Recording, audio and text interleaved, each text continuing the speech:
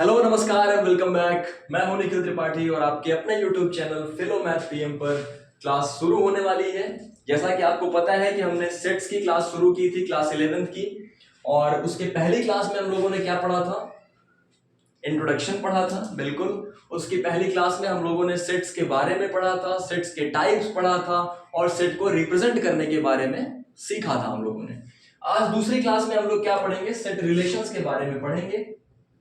तो जल्दी जल्दी से आप लोग अपनी पेन कॉपी लेके बैठ जाइए पूरे कंसंट्रेशन के साथ, क्योंकि कॉन्सेप्ट को सिर्फ क्या करना है? रटना नहीं है, सीखना है। बिल्कुल। सेट रिलेशन जब हम लोग शुरू करेंगे तो इसमें सबसे पहली चीज जो हमें जानना है वो जानना है इक्वल सेट्स के बारे में। अच्छा, इसको आप कंपैरिजन से याद रखेंगे तो अच्छे से आसानी से याद हो जाएगा। इसको मैं दो सेट साथ में लिख रहा हूं और उनके साथ सिखा रहा हूं आपको। पहला इक्वल सेट, दूसरा इक्विवेलेंट सेट्स। ठीक है, कोई दिक्कत तो नहीं? अभी तो कुछ बताया भी नहीं, दिक्कत किस बात की? पढ़ाई लिखाई हो रही है आप लोग की ना? सिर्फ मजे मजे तो नहीं कर रहे हो कि पता चला घूमे टहले एकदम मस्त बिंदास, छुट्टी भी हुई होगी, या कोचिंग जा रहे हो तो सिर्फ कोचिंग के अलावा कोई पढ़ाई लिखाई नहीं? अभी तो 11th है, क्या करेंगे, 10th एग्जाम दिया है। मत करिएगा, पढ़िए जम के। मस्ती मजाक सब अच्छा है लेकिन पढ़ाई साथ में जरूरी है। देखिए, जैसे दो सेट मैंने लिखा, एक सेट ए लिखा, यहां पे मैंने लिखा 1 2 3 4। ठीक, एक सेट बी लिखा 4 3 2 1। ठीक है, और इधर मैं दो सेट लिख रहा हूं 1 2 3 4। सेट ए तो बराबर है, दो बार क्यों लिखा? हर चीज का एक कारण होता है, इसका भी कारण है। फिर लिखा 2 4 0 1 3। देखो, जीरो डाल दिया चुपके से, है ना? तो दो सेट्स मैंने लिखे हैं यहाँ पर, ए और बी, और यहाँ पर भी ए और बी लिखा है। जरा ध्यान से देखिएगा, इस इक्वल सेट में क्या दोनों सेट में सेम सेम एलिमेंट दिख रहे हैं? Same to same 1 2 3 4। ऑर्डर पर ध्यान मत दीजिएगा, ऑर्डर जो होते हैं वो सेट में इमैटेरियल होते हैं। ऑर्डर का कोई फर्क नहीं पड़ता सेट्स में, ना तो रिपीटिशन होती है ना तो ऑर्डर से कोई इंपैक्ट पड़ता है। ठीक, क्या दोनों सेट में सेम एलिमेंट है? बिल्कुल सही बात। क्या इधर भी दोनों सेट में सेम एलिमेंट है? बिल्कुल सही। अब हटा देता हूं एक एलिमेंट। अब बताइए, क्या अभी भी दोनों सेट में सेम एलिमेंट्स? आप कहोगे नहीं, लेकिन यहां पर जब आप आओगे तो यहां पर दो चीजें आपको मिलेंगी। एक, number of elements in set A equals to number of elements in set B. दूसरा, जो एलिमेंट्स हैं, every element in set A and B are same. Set A और बी में सारे एलिमेंट सेम हैं। ध्यान से देख लो, 1 2 3 4 ये दोनों में। ठीक, तो अगर ये दो कंडीशन हो गई, कौन कौन सी? नंबर ऑफ एलिमेंट्स ए में जितने हैं उतने ही नंबर ऑफ एलिमेंट्स बी में हो, और दूसरी चीज सेम टू सेम एलिमेंट्स हो, तो हम बोल सकते हैं कि ए इज इक्वल्स टू। आया समझ में कि दो सेट्स को इक्वल कब बोला जाएगा? जब उनमें नंबर ऑफ एलिमेंट सेम हो और सारे एलिमेंट सेम। ठीक है, इजी लैंग्वेज में और कैसे बोले कि दोनों में same to same element. Same to same होने का मतलब कि भाई फिर तो नंबर इक्वल हो ही गया, तो वो इक्वल सेट्स कहलाते हैं। कैसे डिनोट करते हैं? ए इक्वल्स टू बी। ठीक, इक्विवेलेंट क्या होता है? ये कहता है कि अगर कभी भी नंबर ऑफ एलिमेंट्स दोनों में सेम हो गए, अगर जितने नंबर ऑफ एलिमेंट्स ए में हैं उतने ही नंबर ऑफ एलिमेंट्स बी में हो गए, तो दोनों सेट क्या बोले जाएंगे? इक्विवेलेंट बोले जाएंगे। कैसे डिनोट करते हैं? देन इस तरीके से डिनोट किया जाता है, A is equivalent to be. लिख देता हूं,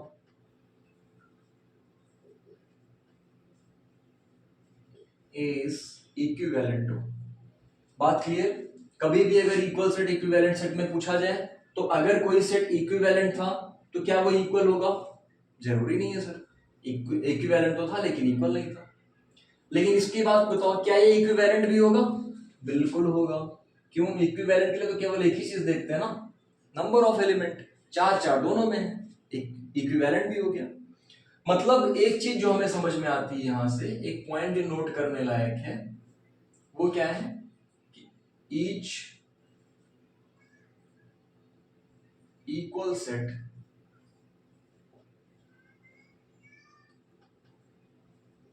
इज एन इक्विवेलेंट सेट है। जितने इक्वल सेट होंगे वो इक्विवेलेंट होंगे ही होंगे, क्योंकि नंबर ऑफ एलिमेंट सेम होते हैं, बट नॉट वाइस वर्सा।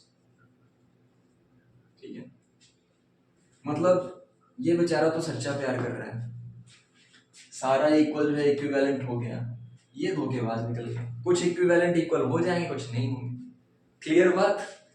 तो ध्यान से समझिएगा इस चीज को। जैसे ये इक्विवेलेंट था लेकिन इक्वल नहीं था, ऐसे ही बहुत सारे आ जाएंगे। तो क्या दोनों हो सकते हैं? बिल्कुल दोनों हो सकते हैं। क्या केवल एक हो सकता है? बिल्कुल हो सकता है। लेकिन ऐसा कभी नहीं होगा कि इक्वल सेट हो और इक्विवेलेंट ना हो। ठीक है, क्लियर बात? बहुत अच्छे, स्क्रीनशॉट ले लीजिए, फिर इसको हटा देता हूं। कॉन्सेप्ट को क्लास में ही सीखते चलिएगा। मैं नहीं चाहता हूं कि आप इसको बैठ के घर पे रट्टा मारे याद करें, क्योंकि फिर थ्योरेटिकल नॉलेज तो आपको बुक से भी मिल जाएगा, आपको गूगल से भी मिल जाएगा आज के टाइम पे, तो फिर सबको मिल जाएगा, क्या ही दिक्कत है। आपको कॉन्सेप्ट सीखना है, इसीलिए क्लास इंपॉर्टेंट होती है। तो मेरे साथ क्लास में हर एक कॉन्सेप्ट को सीखते चलेंगे। क्लियर बात?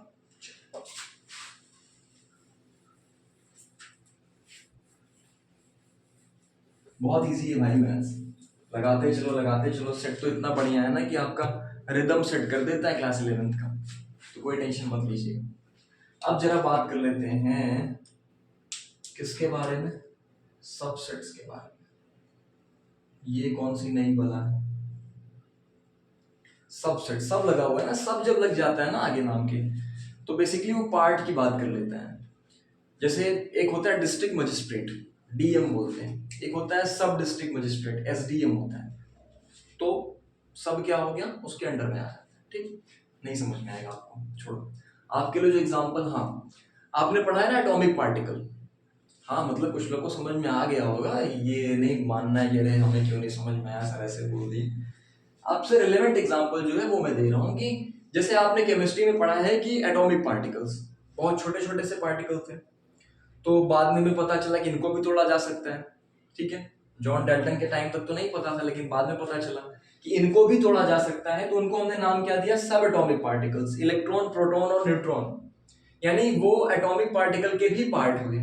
तो ऐसे सेट के भी जब हम पार्ट कर देते हैं, उनको भी ब्रेक कर देते हैं, डिवाइड कर देते हैं, तो सेम सबसेट्स बोलते हैं। क्लियर? समझते हैं जरा, एक सेट दूसरे सेट का सबसेट कब बोला जाता है? देखो समझो, ए is said to be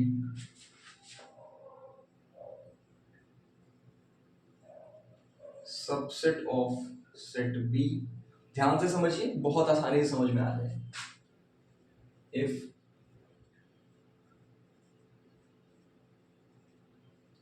every element of set A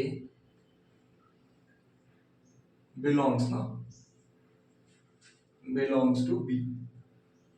अगर A का सारा एलिमेंट जो है वो B से बिलोंग कर रहा है, तो हम बोलेंगे A is subset of B।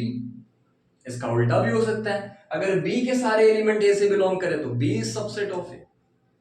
Clear बात? एग्जाम्पल से समझ लो जरा इसको।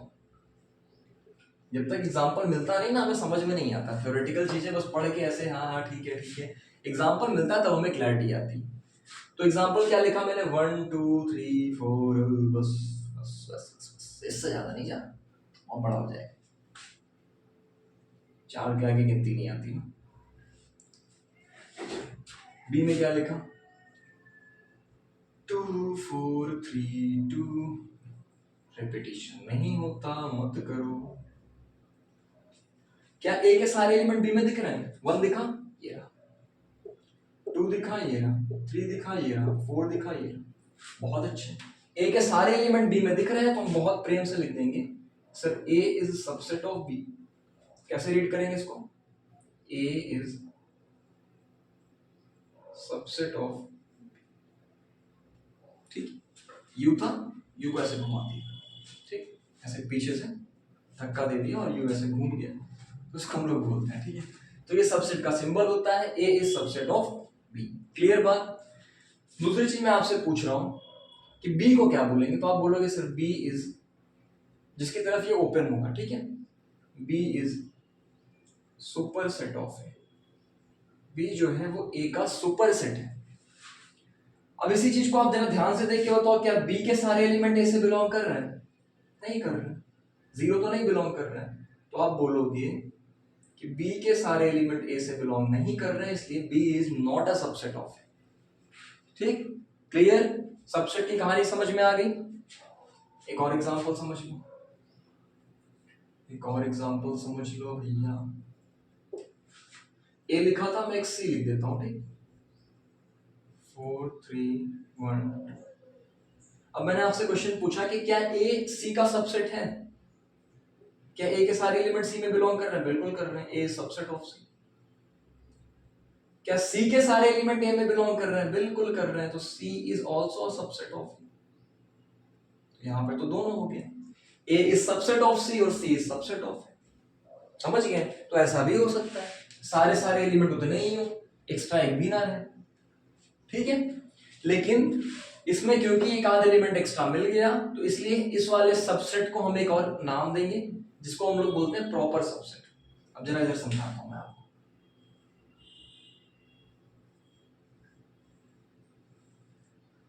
इधर समझो, प्रॉपर सबसेट क्या होता है?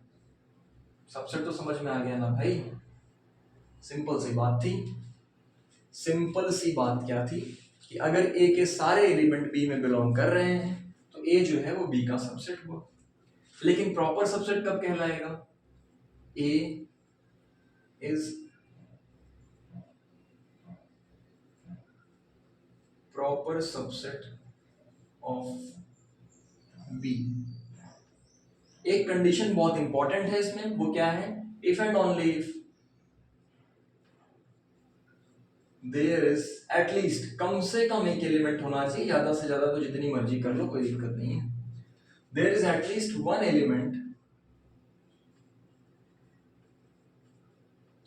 in B which is, yeah, which does not belongs to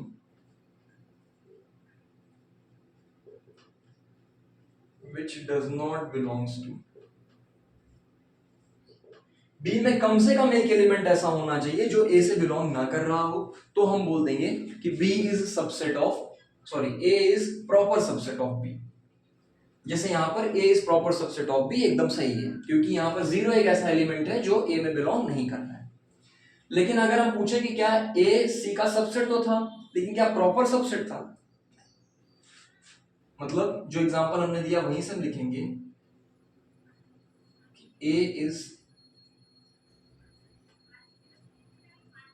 proper subset here, A is proper subset of B but not of C। A जो है B का तो प्रॉपर सबसेट हो गया, लेकिन C का नहीं हो पाया। क्यों नहीं हो पाया? क्योंकि इसके सारे सारे एलिमेंट A और C के बराबर थे, और इन्होंने साफ साफ बोला है कि एक कम से कम एक एलिमेंट ऐसा होना चाहिए जो B में बिलोंग ना कर रहा हो या C में बिलोंग ना कर रहा हो। बात क्लियर हुई? अच्छे से समझ में आया? कोई दिक्कत? तो सबसेट्स ए के मान लो मुझे बनाने हैं 1 2 3 4। अभी समझाता हूं, पहले इसको नोट कर लीजिए, इसका एक स्क्रीनशॉट ले लीजिए सबसेट्स और प्रॉपर सबसेट्स का, फिर हम लोग चलते हैं आगे। ठीक है,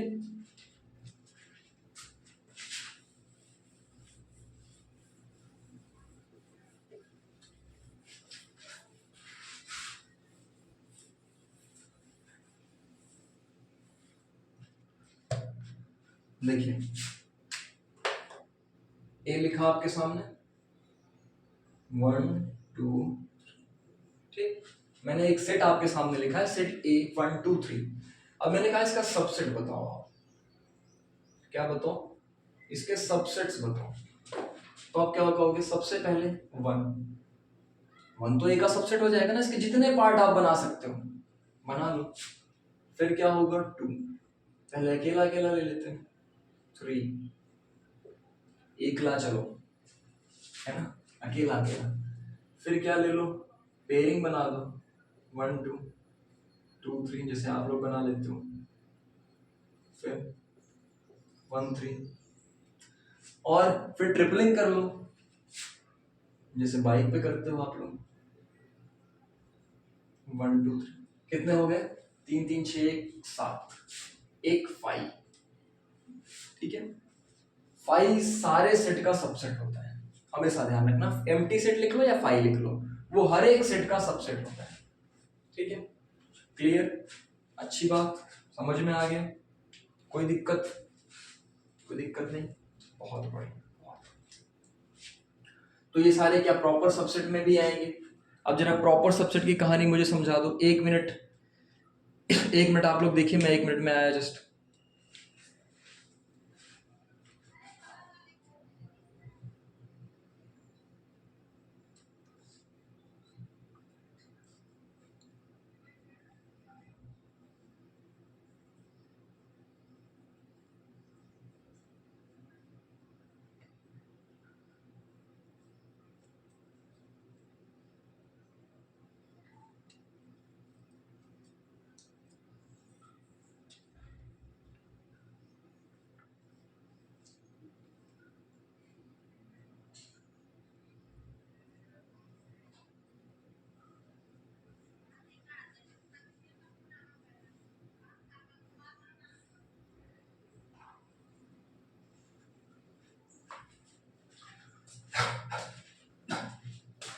चलिए सॉरी, तो क्या पूछा था मैंने?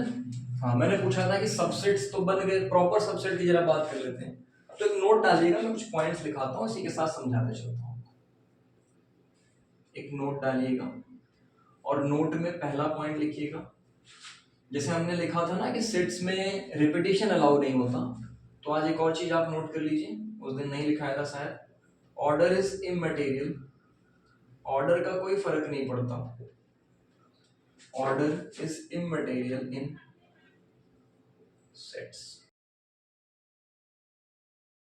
किसी भी सेट के सबसेट कितने होते हैं? नंबर ऑफ, ये मुझे कैसे पता चला कि 8 ही सबसेट होगा? तो उसके लिए ध्यान रखिए एक formula,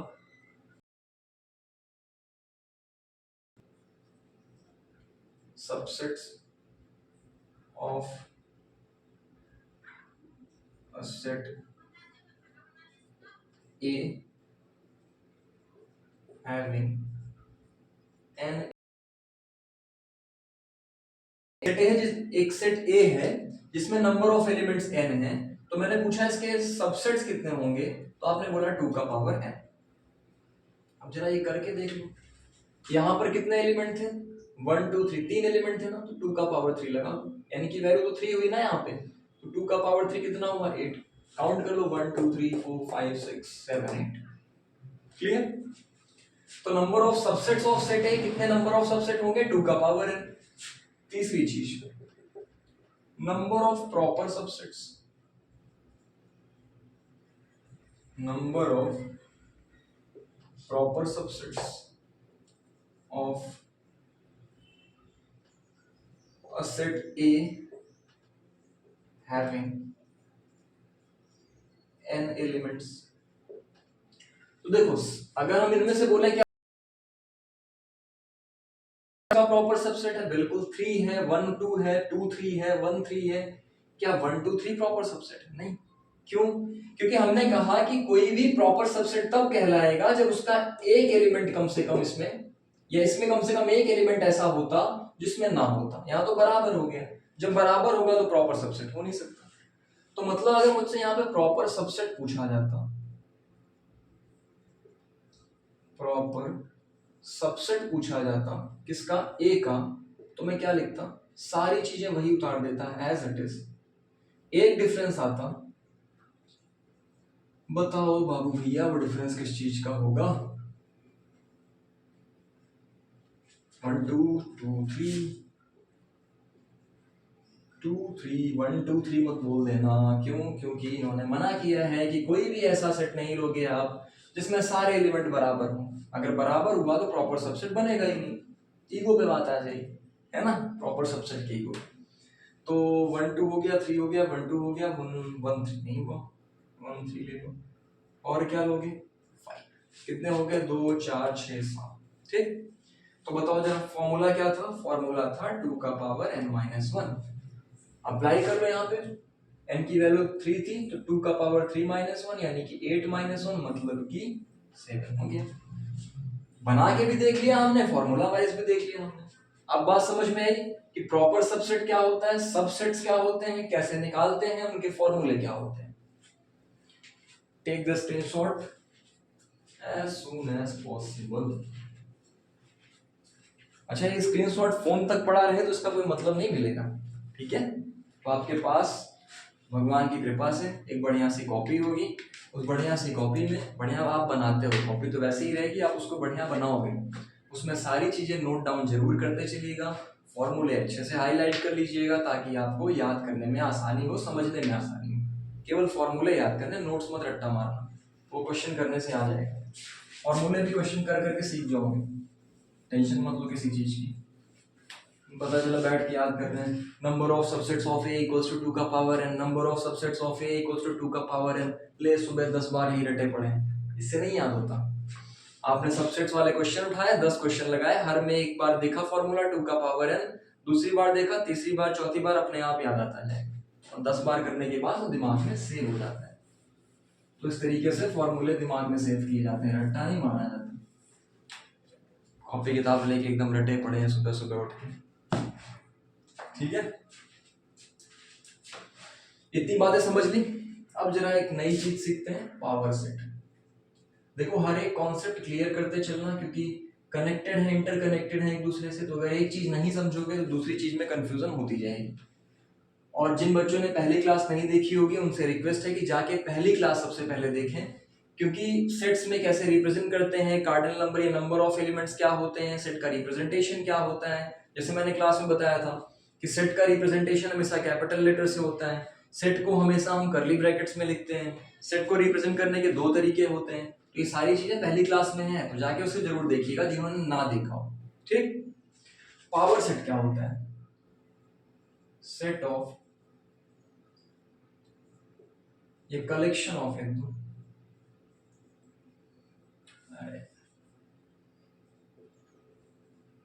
collection of all the subsets of any set।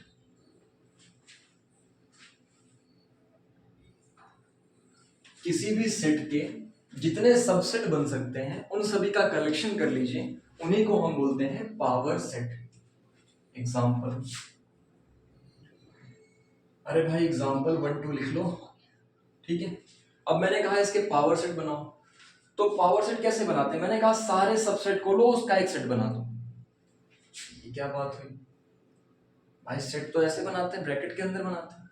Subsets कैसे निकालते हैं, इसका एक सबसेट क्या हुआ 1, दूसरा सबसेट क्या हुआ 2, तीसरा सबसेट क्या हुआ 3, कहाँ है कुछ भी 1, 2, चौथा सबसेट क्या हुआ 5, कितने हो गए 4, पांचवा कहाँ है, नहीं आएगा, क्यों, क्योंकि नंबर ऑफ एलिमेंट्स इसमें थे 2, और हमने फॉर्मूला पढ़ा है कि नंबर ऑफ सबसेट्स होता है 2 का पावर n, यानी कि 2 का पावर 2 मतलब 4।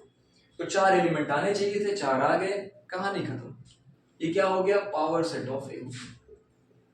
बहुत पावर है इसके अंदर, पावर सेट ऑफ ए, देख रहे हो फिजिक्स, पावर उठा के वहां से यहाँ पे डाल दिया। पावर सेट ऑफ ए क्या हुआ, सारे ए के जितने भी सबसेट बन सकते थे उनका एक कलेक्शन कर लिया हम लोगों ने, तो उसको हम बोल देते हैं पावर सेट, ठीक है। पावर सेट को डिनोट कैसे करेंगे बताओ, इसको डिनोट ऐसे करते हैं P ऑफ ए, ठीक। अगर मैं आपसे पूछूं कि सेट ए में कितने एलिमेंट थे, 2 थे, यहाँ पे दिख रहा है साफ साफ, भाई सेट ए में 2 एलिमेंट दिख रहा है। मैंने आपसे कहा कि number of elements in power set of A, number of elements in power set of A, तो आप क्या बोलोगे, जितने सबसेट्स होंगे, और वो कितने थे 4, ठीक है। क्लियर बात, समझ में आ गया। एक चीज और जानो, यूनिवर्सल सेट, बताओ यूनिवर्सल सब्जेक्ट क्या होता है, मुंह देखी बात मत कर देना, मैथ्स मत बोल देना, ठीक है। फिजिक्स होता है ना यूनिवर्सल सब्जेक्ट, हाँ क्यों होता है, क्योंकि उसके एग्जाम्पल आपको यूनिवर्स में दिख जाते हैं, ठीक। और मैथ्स के कहाँ दिखेंगे, बोर्ड पे दिखा रहा हूँ, रियल लाइफ में भी दिखते हैं भाई, हर चीज के तो नहीं दिख पाएंगे बट मोस्टली तो दिखी है। यूनिवर्सल सेट की बात करेंगे तो देखो एक ऐसा सेट जिससे बाकी सारे सब सेट्स निकले, एक ऐसा सेट जिससे सारे सेट्स बन रहा है, ठीक है, सारे सेट का पापा है, ठीक। क्यों मैं ऐसा कह रहा हूं, क्योंकि देख भाई एक सेट मैंने लिखा 1 2, एक सेट मैंने लिखा 2 3, एक सेट मैंने लिखा 3 4 5, फिर मैंने कहा यूनिवर्सल सेट मतलब ये सारे सेट का जन्म जहां से हो रहा है, या सारे सेट जहां से निकाल पा रहे हैं, ठीक। यूनिवर्सल सेट को डिनोट करते हैं हम इस तरीके से, ई बना होता है, या फिर यू से भी डिनोट कर लो, कोई पंगा नहीं, सिंपल लाइफ। तो यूनिवर्सल सेट कैसे बनाएगा, जिसमें सारे एलिमेंट ये मिल जाए 1 2 3 4 5 6 7 8, बस बस बस 7, थाला फॉर अ रीजन ना, 1 2 3 4 5 6 7। तो भाई यहाँ पर 7 एलिमेंट थे, अब इस सातों में से ही सारे बन रहे हैं। ए क्या इससे बिलोंग कर रहा है, बिल्कुल कर रहा है। बी क्या कर रहा है, बिल्कुल कर रहा है। सी कर रहा है, बिल्कुल कर रहा है। तो मतलब जितने भी सेट बने वो इसके सबसेट आने चाहिए। तो यूनिवर्सल सेट क्या होता है, सबका सुपर सेट होता है ना, क्योंकि सारे इसके सबसेट्स हैं, इसी सेट से बने हुए सारे sets. Clear?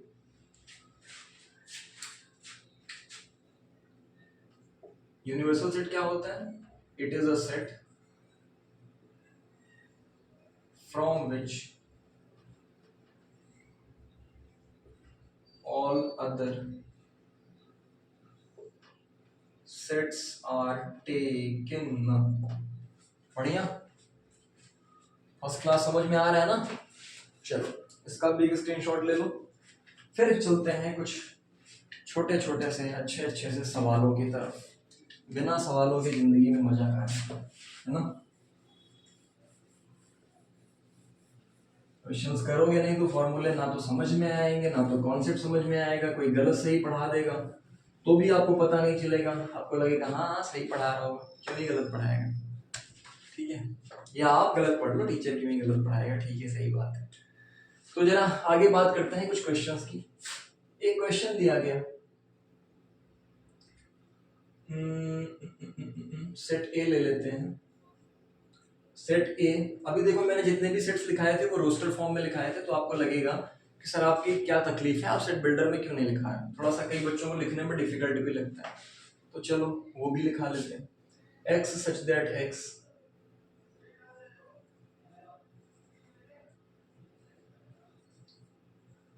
is a letter of word। कौन सा वर्ड, बड़ा बताओ, चलो elephant.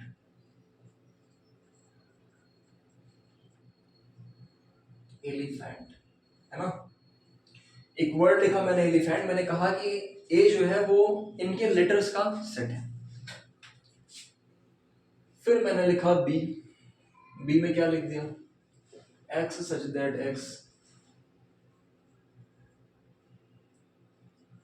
is vowel of word। Same word मैंने आपको दिया एलिफेंट, ठीक, सेम टू सेम मैंने वर्ड आपको दिया एलिफेंट। फिर मैंने आपसे क्वेश्चंस पूछे, अब इसमें मैं अलग अलग क्वेश्चंस आपको दे दे रहा हूँ, 3-4 क्वेश्चन बना के, ठीक है। दोनों वर्ड, दोनों क्वेश्चन को समझिएगा, दोनों में सेम टू सेम चीज दी गई, सेम टू सेम लेटर दिया गया है। अब आपको करना क्या है, पहला क्वेश्चन, पहला क्वेश्चन क्या दिया जाए, इसको आप लिखो रोस्टर फॉर्म, दोनों को ए और बी को रोस्टर फॉर्म में लिखो। दूसरा आप लिखो नंबर ऑफ एलिमेंट्स कितने हैं ए में, नंबर ऑफ एलिमेंट्स कितने हैं बी में, ठीक। तीसरा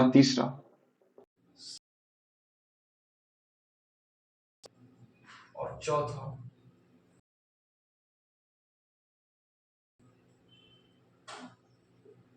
सबसेट्स ऑफ बी कर लो ना, पावर सेट ऑफ बी कर लो। चलो ये 4 क्वेश्चन आप बताइए, 20 सेकेंड हो जाएंगे, मतलब देख के समझ में आ जाएगा, लिखने में पहले टाइम लग जाए। जल्दी जल्दी पूरी एनर्जी के साथ पूरे कॉन्फिडेंस के साथ करेंगे, ये नहीं एकदम बैठे हुए हैं क्वेश्चन कर रहे हैं, ऐसे नहीं भाई। मैथ्स को स्पीड से करिए, जितना स्पीड से करेंगे उतना इंटरेस्ट बनेगा, ठीक है। जैसे देखो पहला तो रोस्टर फॉर्म में दे दिया इन्होंने, तो एकदम आपको क्या बोलूं, इतना आसान सवाल दे दिया भाई। लेटर्स कौन कौन से हैं? ई है, ऑर्डर इमैटेरियल होता है तो कोई टेंशन लेने की जरूरत नहीं। एल है, रिपीट मत करना ई। पी है, एच है, एन है, टी। इससे ज्यादा कोई लेटर दिख तो नहीं रहा है ना। बी में कौन कौन से हैं? बता दे भाई, बी में कौन कौन से हैं। बी में आपको वॉवेल लिखना है तो वॉवेल के लिए ई लिख लो, ए लिख लो, आई नहीं है, ओ नहीं है, यू नहीं, खत्म खत्म, है ना। तो अब मुझे आप बताएंगे नंबर ऑफ एलिमेंट्स ए में कितने हैं। दूसरा पार्ट, ये तो पहला खत्म हो गया। Number of elements 3 3 6। Number of elements in B, count कर मत करना 1 2, ऐसा नहीं दिख रहा है ना 2। तीसरा, सबसेट्स ऑफ बी, बी के सबसेट बताओ जरा, जल्दी जल्दी जल्दी। तो आपने कहा एक ई बनेगा, एक ए बनेगा, एक क्या बनेगा, एक क्या बनेगा, जल्दी जल्दी बता दो। एक बन जाएगा ई ए, और एक 5 बन जाएगा। चौथा क्या बोला इन्होंने, पावर सेट बोल दिया, पावर। तो पावर सेट, अच्छा डिनोट भी तो ऐसे कर दो ना, तो डिनोट ही कर दो, क्या दिक्कत। पावर सेट ऑफ है। अच्छा बताओ इसके कितने नंबर एलिमेंट्स बने, तो आपने कहा कि 2 का पावर 2, 2 एलिमेंट थे तो इसके लिए 4 आने चाहिए थे। नंबर ऑफ सबसेट 4 आ भी रहे, ठीक ना। अब मैंने पूछा कि इसका पावर सेट बताओ, किसका, बी का पावर सेट। तो बी का पावर सेट क्या हुआ, सारे सबसेट को उठा के एक ब्रैकेट में डाल दो, ई डाल दिया, ए डाल दो, ई ए डाल दो, 5 डाल दो। क्योंकि जब हमने सारे सबसेट को उठा के एक ब्रैकेट में डाला तो एक सेट बन गया, और इस सेट को क्या नाम देते हैं, पावर सेट। इस सेट को क्या नाम दूं, पावर सेट नाम दे दो। इस सेट में कितने एलिमेंट्स होंगे, इस सेट में कितने एलिमेंट्स होंगे, जितने इसके सबसेट्स होंगे, यानी कि 4। क्लियर, समझ में आ रहा है, क्वेश्चन आसान है, बढ़िया। नोट करिए फिर हटाता हूं। चल, मजा आ रहा है ना, गर्मी उर्मी एंजॉय तो हो रही है। करो करो, खूब मजे करो, पढ़ाई बस साथ में करते रहो, कोई दिक्कत नहीं। सुबह शाम खेलो, घूमो टहलो, सब करो, बस पढ़ाई होनी चाहिए। आप कोचिंग जा रहे होगे, आप स्कूल तो बंद ही होगा मोस्टली, कोचिंग जा रहे हो तो कोचिंग करो। सिलेबस आपका पीछे नहीं होना चाहिए, बैकलॉग नहीं लगना चाहिए। अपनी तैयारी को अच्छे से करते रहो। ये मत सोचना कि क्लास 11th है तो छोड़ देते हैं, बाद में कर लेंगे, मत सोचना भाई, नहीं तो लाइफ पूरी अपसेट हो जाएगी। इसीलिए सेट देते हैं कि लाइफ को सेट कर लो यहाँ से, ठीक है। चलो एक और क्वेश्चन दिया गया है कि 2 फाइनाइट सेट्स हैं हमारे पास, जिनके पास m एलिमेंट और k एलिमेंट है। मतलब कि एक सेट A था, सर इस सेट A में हमारे पास नंबर ऑफ एलिमेंट्स थे m। एक सेट हमारे पास B था, इसमें हमारे पास नंबर ऑफ एलिमेंट्स थे k। ये इन्होंने क्वेश्चन में बताया। इन्होंने कहा total number of subsets of first set, कह रहे हैं कि पहले सेट के जितने सबसेट रहे होंगे, मैं लिख देता हूँ, total number of subsets of set A, यानी पहला set is 56 more than the total number of subsets of B।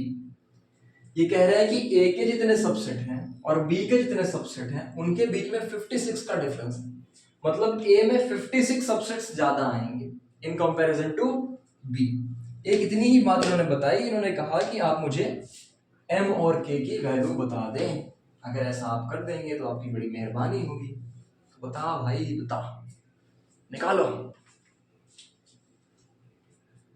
एक बात मुझे बताओ कि ए में नंबर ऑफ सबसेट्स कितने होंगे, तो आपने कहा नंबर ऑफ एलिमेंट्स m है तो 2 का पावर है, नंबर ऑफ सबसेट्स कितने हुए, 2 का पावर 2 का पावर, दोनों चीजें मिली। तो हमसे क्या बोला इन्होंने, सिंबॉलिक फॉर्म में अगर रिप्रेजेंट करें तो इसकी वैल्यू हमें दे दिया 56। कोई प्रॉब्लम तो नहीं है किसी को भी, सब बढ़िया, सब फर्स्ट क्लास है ना। एक बात बताओ, 2 का पावर k ज्यादा होगा कि 2 का पावर m, m ज्यादा होगा ना। अच्छा, अब जरा समझना कॉन्सेप्ट, अगर मैंने कहा कि 2 के पावर 8 लिखा हुआ है और इधर 2 का पावर 6 लिखा हुआ है, ठीक है, तो मैं क्या इसमें से 2 का पावर 6 कॉमन निकाल सकता हूँ, 2 का पावर 2 माइनस 1 बचेगा, सिंपल बात है। तो ये 2 क्यों मिला यहाँ पे, क्योंकि 6 कॉमन निकाल दिया तो 8 में से 6 माइनस कर देते हैं ना, 2 बचता है। ऐसे ही यहाँ पर भी लिखेंगे, 2 का पावर k छोटा है ना, इसको बाहर निकाल दो, क्योंकि एक ही इक्वेशन है, दो वेरिएबल्स हैं, तो हमारे पास इसके अलावा कोई और ऑप्शन नहीं बनेगा। 2 का पावर k बना, अब अंदर क्या बचेगा, क्योंकि इस m में से k टाइम तो हम निकाल चुके हैं, तो यहाँ क्या लिखेंगे m माइनस k, ठीक, माइनस 1 इक्वल्स टू 56। बोलो कोई समस्या, बढ़िया, कोई दिक्कत नहीं यहाँ तक। 56 को जरा 2 के पावर में कन्वर्ट करो और बताओ क्या 56 2 के पावर में आता है, 2 के पावर में नहीं आएगा, मल्टीपल में आ जाएगा ना, वहां से कंपेयर कर लो कि मार्कर की इंक भी खत्म है, काम चला लो। 2 का पावर के, 2 का पावर m माइनस के माइनस 1, 56 को अगर आप ब्रेक करेंगे ना तो आप ऐसे लिख सकते हैं 56 इज इक्वल्स टू 2 2 ज़ा 4 2 ज़ा 8 7 ज़ा 56, यानी 2 का पावर 3 इंटू 7। ये कंपेयर करके सॉल्व करने वाला क्वेश्चन है, क्योंकि मैं बार बार बोल रहा हूँ एक इक्वेशन से दो वेरिएबल ऐसे नहीं निकाल पाओगे आप विदाउट कंपैरिजन। तो क्या लिखेंगे, 2 का पावर 3 इंटू 7। अब जरा कंपेयर करो, इधर 2 का पावर k इंटू दिस, इधर 2 का पावर 3 इंटू दिस, है ना। तो हम क्या बोलेंगे कि 2 का पावर k जो है वो 2 का पावर 3 के बराबर, यानी k की वैल्यू 3 के बराबर होगी। बहुत अच्छी, है ना। अब जरा इसको आगे कंसीडर करते हैं, इधर लेके आ जाओ, k की वैल्यू मिल गई, तो अब अंदर वाला क्या है, 2 का पावर m माइनस के फिर माइनस 1 किसके बराबर होगा, इसके बराबर होगा, 7 के बराबर, क्योंकि ये दोनों तो बराबर कर चुके थे पहले, तो अब ये दोनों आपस में बराबर, तो m k की वैल्यू मिली है 3, 1 को उधर भेज दो तो 8, तो 2 का पावर m माइनस 3 कितना होगा, 8 को क्या लिख सकते हैं 2 का पावर 3, m माइनस 3 क्या हुआ 3, m की वैल्यू क्या हो गई 6, देखो m आ गया k आ गया, आया समझ में। तो क्वेश्चन क्या था, बस थोड़ा सा समझना था, थोड़ा सा तरीका सही से लगाना था, और कुछ नहीं था क्वेश्चन, इतना आसान सवाल था, करने के ऊपर है, समझे भैया, भैया और दीदी जो भी देख रहे हो, ठीक है, बढ़िया ना, हटा दें।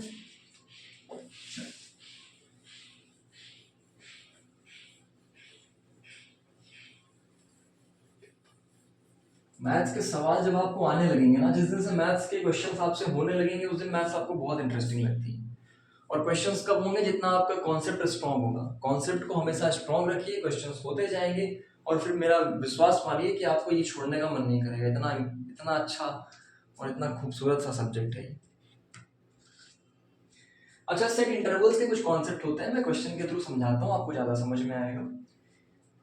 कुछ सेट्स दिए गए, इनको इंटरवल्स के फॉर्म में लिखना है, ठीक है। Right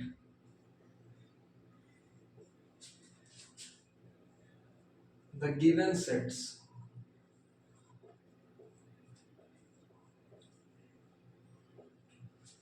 in the form of intervals, ठीक है। तो क्या मिला, एक सेट ए आपके सामने लिखा हुआ है बहुत अच्छे से। अब इस सेट में क्या दिया इन्होंने कि x such that x belongs to R, ठीक है, और आर ना लिखो भी, एक लिख लो आप, एन लिख लो, ठीक। X such that x belongs to N, x is greater than, x is greater than क्या लिख दूं, 2 एंड लेस देन और इक्वल्स टू 7, इस तरीके से डिनोट किया। अब हमसे बोला गया कि इसको आप रोस्टर फॉर्म में डिनोट कर दो या इसको आप इंटरवल्स के फॉर्म में डिनोट कर दो। इंटरवल्स के फॉर्म में कैसे डिनोट करते हैं वही समझाने के लिए क्वेश्चन लिया है। तो देखो कहां से शुरू हुआ, 2 से, कहां तक गया, 7 तक, लेकिन 2 इंक्लूड है, नहीं इंक्लूड। तो जब कभी भी इंटरवल्स के फॉर्म में डिनोट करना हो तो एक चीज ध्यान रखना, जो इंक्लूडेड नहीं होता उसके लिए ओपन इंटरवल करते हैं 2, जो इंक्लूडेड होता है उसके लिए क्लोज इंटरवल करते हैं, यहां से। मतलब हमें कहां से कहां तक चलना है, 2 से 7 तक चलना है जिसमें 2 इंक्लूडेड नहीं है, ठीक है। और एक क्वेश्चन समझो, x such that x belongs to R, x is greater than or equals to -3 less than or equals to 4। अब इसको जरा रिप्रेजेंट करो, तो -3 भी इंक्लूडेड है, क्लोज इंटरवल, 4 भी इंक्लूडेड है, क्लोज इंटरवल, समझे। और एग्जांपल समझो, देखो ये ओपन इंटरवल होता है, ये क्लोज इंटरवल होता है, ठीक है। मैं लिख दे रहा हूं ओपन इंटरवल, मतलब ये चीज इंक्लूड नहीं की जा रही है, और ये हुआ क्लोज इंटरवल, मतलब ये चीज इंक्लूड की जा रही है, समझे। जैसे कभी भी आपको ये दे दिया गया 2 से लेकर के 8 तक, और मैंने यहां पर लिख दिया x belongs to w, w का मतलब होल नंबर, तो आप कैसे लिखोगे, x such that x belongs to w, x जो है होल नंबर से बिलोंग करता है, और x की वैल्यू जो है वो 2 से बड़ी है, 8 से छोटी है, खत्म बात। ज्यादा कुछ हमें बकवास नहीं करना, हमने कहा 2 से बड़ी 8 से छोटी, तो ओपन इंटरवल बनना चाहिए, बना दिया, यानी ना 2 इंक्लूडेड है ना 8 इंक्लूडेड है। आया समझ में, कुछ कुछ समझ में आ रहा है ना। बाकी चीजें कैसे समझ में आएंगी, कॉन्सेप्ट को एक बार रिवाइज करके और क्वेश्चन करके, ठीक है। चलिए तो क्लास को यहीं तक रखते हैं, इन कॉन्सेप्ट को आप अच्छे से जाके घर पे रिवाइज करिए, इन पर ढेर सारे क्वेश्चंस लगाइए, और कोई भी क्वेरीज आती हैं, कोई भी क्वेश्चन डाउट आते हैं तो कमेंट सेक्शन में जरूर भेजा करिए। दूसरी बात, जो भी आप क्लास करते हैं, मैं बार बार बोलता हूँ कि जैसा भी आपका फीडबैक हो, आपको क्लास अच्छे से समझ में आ रही है तो भी, कुछ दिक्कत हो रही है तो भी, जो भी प्रॉब्लम्स हो प्लीज उसको कमेंट सेक्शन में बिना हेजिटेशन के कमेंट किया करिए। ज़्यादा टाइम आपका नहीं लगेगा, लेकिन उससे ये समझ में आता है कि आपके लिए जो क्लास जा रही है वो प्रॉपर है या नहीं, और अगर नहीं है तो उसमें क्या सही करना है वो करेंगे, अगर है तो फिर एक कॉन्फिडेंस मिलेगा उसको और अच्छे से डालने का, ठीक है। तो ध्यान रखिए, और थैंक यू सो मच। अगली क्लास में मिलेंगे तो आगे के पार्ट्स करेंगे, तब तक ये अपना होमवर्क जरूर करके रखें।